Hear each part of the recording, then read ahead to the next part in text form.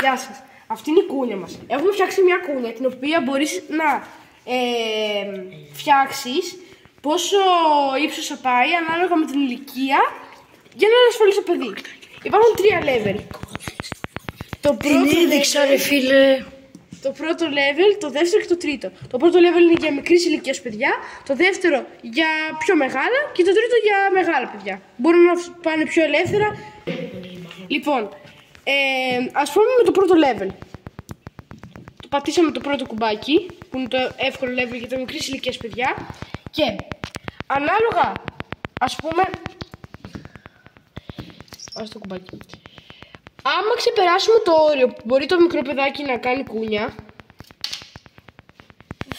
θα αναβοσβήσει το φωτάκι και θα σφυρίξει το μπάζερ. Πάμε με το δεύτερο level.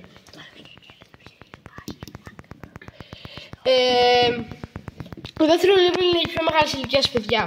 Άμα ξεπεράσουμε το όριο,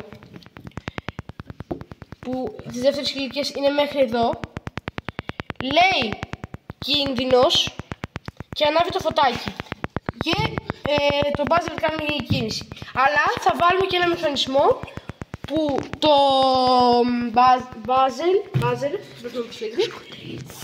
δεν θα κάνει θόρυβο για μεσημερινές ώρες, για ώρες κυρίες ησυχίας, για να μην ενοχλούμε και όλα αυτά.